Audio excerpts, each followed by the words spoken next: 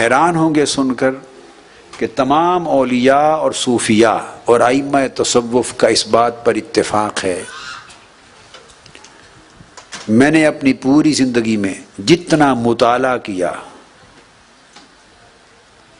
تابعین صوفیاء کے زمانے سے لے کر متاخرین صوفیاء تک، کل امام تصوف کے اور اولیاء جو ہوئے اور صوفیاء اکابر امت کے، جس نے بھی تصوف کی تعریف کی، سلوک اور تعریف کی، روحانیت کی تعریف میں،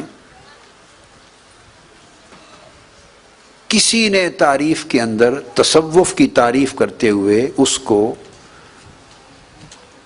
کثرت عبادت پر بیس نہیں کیا کہ کسی نے کہا ہو کہ تصوف کثرت عبادت کا نام ہے، نہیں، سب نے دو چیزیں کہیں۔ کیا؟ سب نے دو چیزیں کہیں۔ یہ سارا خلاصہ ہے تصوف کی تعریفات کا۔ تصوف نام ہے کمال مطابعت اور حسن معاملت کا، بس۔ اگر آپ بیان کرنا چاہیں کبھی اور مجھ سے پوچھیں کہ دو لفظوں میں سارا تصوف کیا ہے، اس کی تعریف فرمائے، اگر یہ سوال کریں کبھی تو وہ یہ دو لفظوں میں تصوف کی تعریف ہے۔ یہ نچوڑ ہے 1000 سال کی تعلیم کا۔ کمال مطابعت کیا؟ جو عربی میں جب کہیں گے تو اس کو متابعہ کہتے ہیں، تو کمال مطابعت یعنی قرآن اور سنت کی، کیا؟ قرآن اور سنت کی اتباع، مطابعت کا کمال، اور حسن معاملہ، اور لوگوں کے ساتھ معاملات کا حسین ہونا، معاملہ سنور جائے اور اتباع کامل ہو جائے، یہ تصوف ہے۔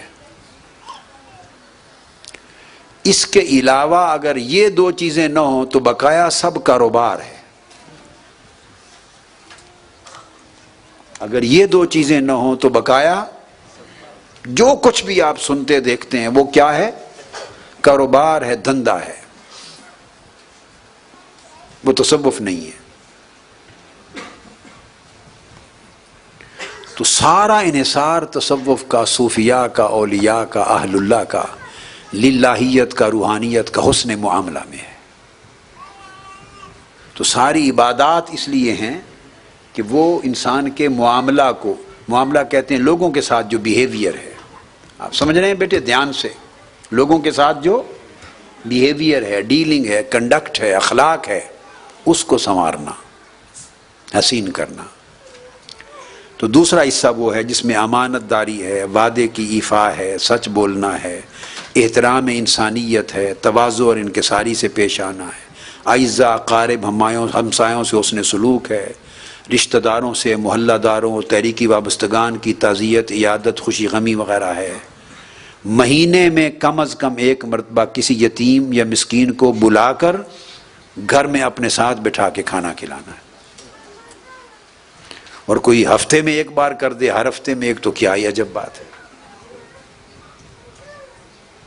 ایسے اولیاء اور صوفیاء بھی ہو گزرے کہ وہ ایک کھانا بھی نہیں کھاتے تھے جب تک کوئی نہ کوئی مہمان ساتھ نہ ہوتا، تو مہینے میں ایک یتیم مسکین کو یا کسی اپنے ساتھی کو کھانا گھر کے بلا کے کھلانا، پھر رہن سہن میں سادگی کے اختیار کرنا، اہل و عیال کی دینی تعلیم پر زور دینا، مسجد کی خدمت کرنا۔